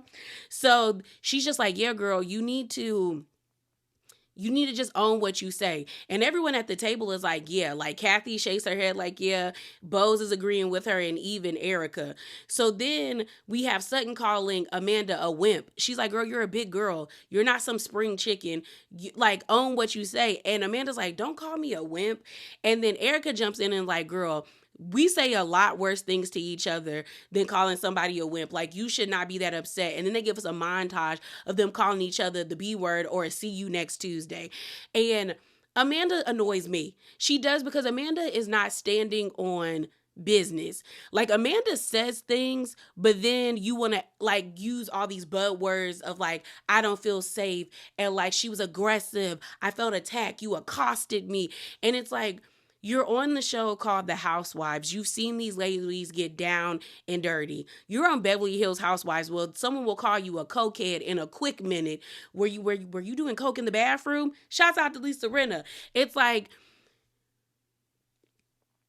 you're on this show and you're saying things, just own what you say. That's what I find annoying about Amanda. Like, I don't dislike Amanda, but I don't like Amanda at the same time, because she says things and then when she gets called out about them, she acts like she doesn't know what people are talking about, or what she said is not that big of a deal. But it's like, you're talking about someone's marriage. You may not think it's a big deal, and you know they're like getting a divorce, but it's still a sensitive topic. We end up going to the Hamptons and seeing this dinner, like with, I think, Rachel, a couple of her friends, Kyle and Dorit. They start talking about, PK and Dorit is talking about how, like, the only way they kind of really talk to each other is through like a mediator. She said the last time we had a conversation about the kids, it was through the mediator, because he wanted to pick them up on a Thursday. And I was like, okay, fine. But then she wanted to talk about finances, and he was like, no, he just deaded the conversation and did not continue talking to her. As she's talking, you see Kyle looking at her, and I feel like Kyle wanted to say something, but she really was just like, let me not. Like, she looked like she was trying to choose her words wisely. So she ended up asking Dorit a question. She answered it. And I do wonder what happened between Kyle and Dorit, or what did Dorit do for Kyle to shift on her? Because because this is season 15, I want to say season 13 or 12, there was a shift. The moment that maybe it was because of Kyle's friend passing away. When her friend died, and then she got with Morgan, and then her and Mauricio were in a good spot, she shifted on Dorit. And I don't know if she feels like her and Dorit are no longer aligned as friends, or if Dorit said something or did something, but it seems like Kyle is always criticizing Dorit. And I don't fault Kyle too much when it comes to the whole PK situation, because I do think Dorit needs to shut up when it comes to her speaking so poorly about PK, because I was like, he could use whatever you say on this show against you. He could say that you're defaming him. He can say that you're lying on him. And I just feel like she should just cartel what she says just a little bit. Just a little bit. Like, I'm not saying she doesn't have a right to speak poorly about him, but I'm like, girl, do it wisely, because I feel like Dorit wants to win the court of public opinion, but not the court of law. And girl, you want to win the court of law, not public opinions. Like that, you want to win the court of law, girl. And I'm like, the way that PK is acting, I could see PK putting in like a gag order on Dorit when they get a divorce, and basically making it seem like, girl, you start talking about me, the money that I'm potentially supposed to be giving you in like alimony or child support will be reduced. So I'm just like, Dorit, be quiet. like be quiet just a little bit, girl. Just a little bit. But Kyle feels like what Dorit is saying is not totally true, because she had a conversation with Mauricio about their situation, about the sit down that they had. So Kyle ends up asking her, how did that go? And she was like, it was what it was. But yeah, so then Rachel starts monologuing about men and how it's kind of crazy that we get with these men, and then next thing you know, they start to have these midlife crises where they're at this certain age where they don't have the things that they thought that they would have, and they don't have the respect that they thought that they would have. And then they start looking at the women that they're with who are successful, and they start to resent them, and they start to change for the worse. And it's like if I have to tell you about yourself and you don't get it together, then I don't want to be with you. And we shouldn't have to feel bad, like, as women, for being ambitious, succeeding in our fields, just because you weren't able to do it yourself. And it seems like she's talking about her relationship with her soon to be ex-husband, but he seems like he does not care. Like, it seems like he don't care about them kids. He don't care about her. Like, he really is like, I'm done with all of this. I'm moving on with my life. It's crazy, but she's not wrong. A lot of men get into relationships with women that have a lot of ambition, a lot of drive, and they are very successful, and they struggle with the fact that they are not on the same level as them. And then they end up resenting the women because society has told men that you are supposed to be the breadwinner, you're supposed to be the most successful, you're supposed to be the one that is the leader of the pack, the leader of the household. And when that doesn't look like that for them, they start to hate the person that's laying beside them, that is their support team, that is championing them, and then things just go south from there. I mean, I always tell people, leave. I mean, life is too long and too short at the same time to stay in a relationship where you're not fulfilled and you feel like that person is dragging you down or making you feel bad about yourself. It just is. Episode 10, not much really happened. So we're going to blitz our way through it because I know this video is probably going to be like an hour and 45 minutes. Ugh. But basically, episode 10, Kyle, Dorit, and Rachel are still in the Hamptons. We see, what's her name? Kyle and Erica having a conversation on the phone, and Erica is catching up Kyle on what happened at Amanda's manifestation dinner. And Kyle feels like the women are being too hard on Amanda, but Kyle does this thing with a lot of the newbies. She did it with 8.5. She did it with Crystal. She couldn't do it with Bose because Bose immediately attached herself to Dorit. I don't think she did it with Sutton, but I also think she did it with Diana, where she automatically is like on their side, especially if they're going up against people that she does not like. And she doesn't try to attach the not attach, but attack the situation with like nuance or fairness. She just automatically takes their side because Kyle understands why the women are upset. She was like, well, the women are mad at Amanda for having an opinion, but like she's okay. It's okay if she has an opinion. She's at least trying to be a part of this group. The women aren't mad at Amanda for having an opinion. They're mad that Amanda doesn't stand on her opinion when confronted about it. And then she uses buzzwords to get out of the conversation, you know? But then the conversation transitions to them talking about Denise. Erica lets it be known that she's going to meet up with Denise. And, you know, during this time is when it came out that Denise and Aaron were getting a divorce and that he was abusing her. They flash back to, I think this was season 10. Was it season 10? I don't have a pen, y'all. I need to write this out. Oh, here, my pen. Because it's 2026. I think this was season 2020. So, yeah. I think this was season 10 or 11. I think this was season 9. Yeah, I think this was season 9. Because I think because this is a season that Denise, I think, walked away from the show because they were all upset. And then they brought Brandy in, and then that was Kim. Yeah, I think this was season 9. Season 9. But when they were walking away out of Kyle's house, you hear Aaron basically threatening to crush Denise's hand because she was trying to tell him, like, don't say anything. We're on camera. And he was like, don't talk to me that way. I thought he was weird, and I thought Denise was weird, especially when they were talking about like Big Pharma and he was acting like people were following him. And I'm like, first of all, I do believe that stuff happens, but I'm like, Aaron is not that smart.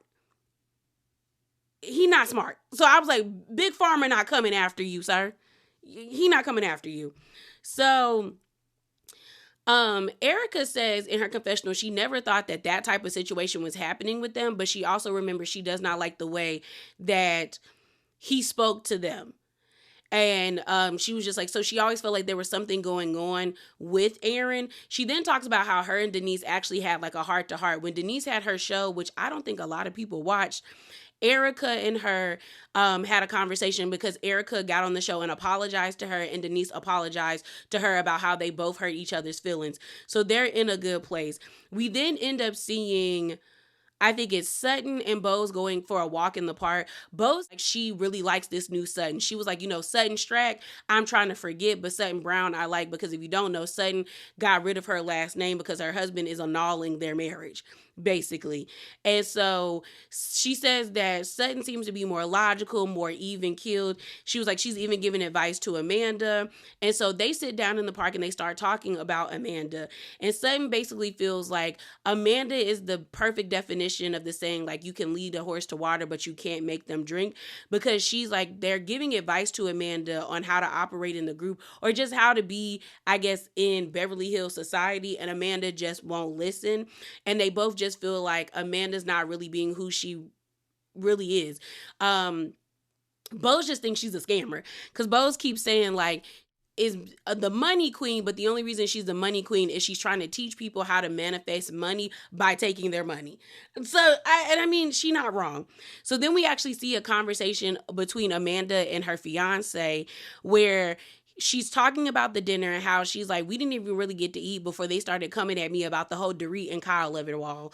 And he's like, y'all are still talking about that? And she's like, yeah. And she feels like she only said one thing about Dorit and PK's situation. And it's like, she's the bad guy. But then her fiance says, when he was going through his divorce, he didn't want to hear nobody talking about his relationship because it was a sensitive topic. And I feel like Amanda is purposely being like obtuse. Like, you spoke about that lady's relationship. She does not like it, whether it was big or small.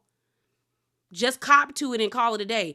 I mean, I'm not saying apologize if you stand on what you're saying, but stop acting like she doesn't have a right to be upset with you, Amanda. That's weird. It's weird.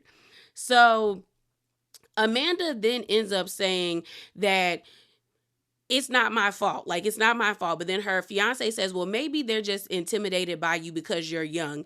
And then Amanda says, well, maybe she's just intimidated by me because she outsourced her financial income and wealth to a man that really doesn't want her anymore. And now she's struggling to figure out what to do. And I said, girl, you're going to have to own that when y'all get to that reunion, if you come to the reunion. Because I did think Amanda was quitting the show, but Andy was on his radio saying, I don't know who told y'all that, Amanda doesn't quit the show. So yeah, I feel like if Amanda doesn't quit the show, I definitely don't think she's coming to the reunion, because she says things, but she doesn't want to stand on them. And you're going to have to answer for that. I mean, I don't think she's wrong to say, well, girl, you outsourced your financial well-being to a man, which is always a dumb decision. But I'm just like, girl, you better be prepared. You better be prepared for the girls to come at your throat for that. Then we have Erica and Amanda having a conversation about her being in the cult. Erica goes over to Amanda's house and they just start talking. And Erica's like, girl, I want to know about this cult. And she was like, you brought it up. But then we find out that it was Dorit that brought it up at the table when they got into that argument. And Amanda was like, girl, I'll talk about, I don't mind talking about that, but that's not what we're here for. So Erica's like, just tell me what happened with it. So we find out that Amanda did not grow up religious, but she was interested in religion.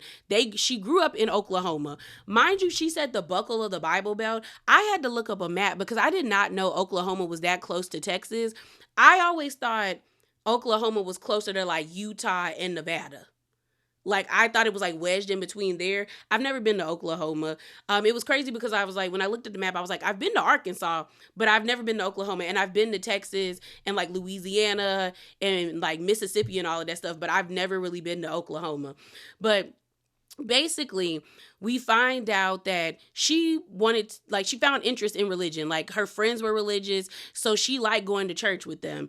And Amanda says, like, she doesn't think it's wrong for her to like want to seek a relationship with God or want to understand what God means to her, which I don't think is wrong. But her parents weren't religious people.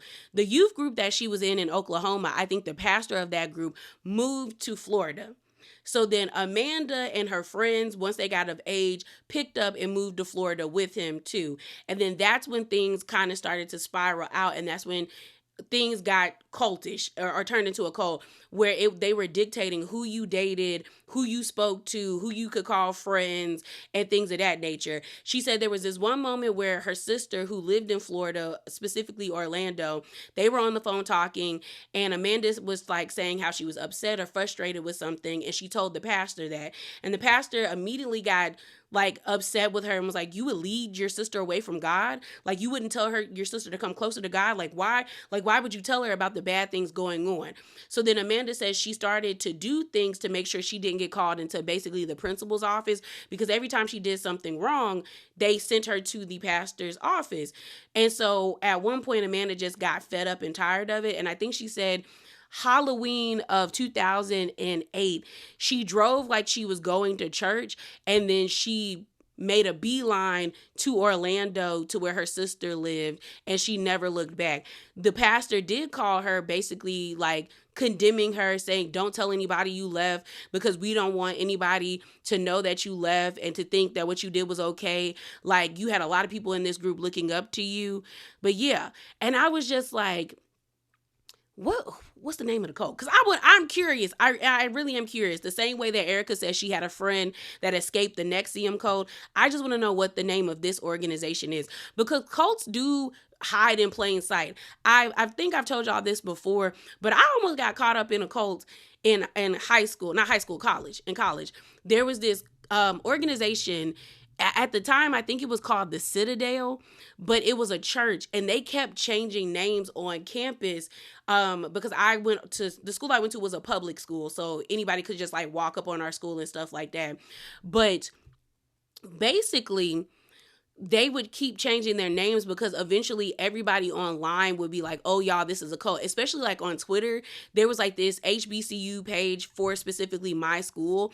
And people would be like, y'all don't like engage with these people because it's a cult. And I remember one day getting stopped by them and them like giving me like a pamphlet to come to like Bible study. And I was like, okay, I never went, but I remember being in the library and a couple of my classmates saw me and we got to talking and I told them about, oh yeah, I was going to go to that. And my friend was like, girl, that's a cult. And I was like, is it? And that's when she showed me the HBCU like Twitter page. And she was like, girl, yes, like they keep changing their name. And they had changed their names like 3 times to stop people from saying that it was a cult. And I was like, oh my gosh. But like cults do hide in plain sight. So I would love to know the name of the organization that like was like that she was in. But Amanda didn't really share that information. So we switched from that, and the last scene of the episode, is of Denise, Erica, and Sutton. In this scene, they are basically asking Denise like, what happened? Honestly, Sutton didn't need to be there because they could have like they weren't really even paying much attention to her. Pretty much you have them asking Denise, what happened? Like, when did all of this start happening? Erica ends up saying that black eye photo, that happened before. And she was like, yes. And Sutton was like, well, did you tell anybody? Like, what? So then Denise pretty much says that her father had the same sentiments of like, why didn't you tell me? And she was like, why would I tell you if I was going to stay? And that's a common thing for people who are in those types of relationships, in DV relationships.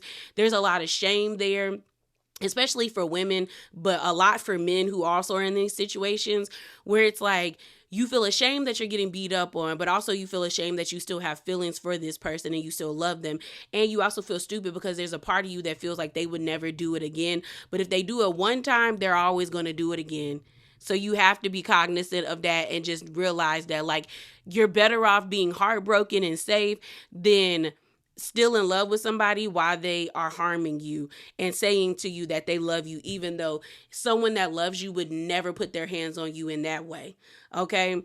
And so Denise says like the last straw for her is when she had surgery and she had like drains of some sort and she was sitting on the toilet, like she could barely walk or like lift herself up. He helped her to the bathroom and then he was trying to get her phone because I guess he felt like she was talking to somebody else, and in the process he hit her and she was like, I just got surgery, like I was just underneath the knife for several hours and you gonna hit me like this. So she was like, that's when she told herself she was done.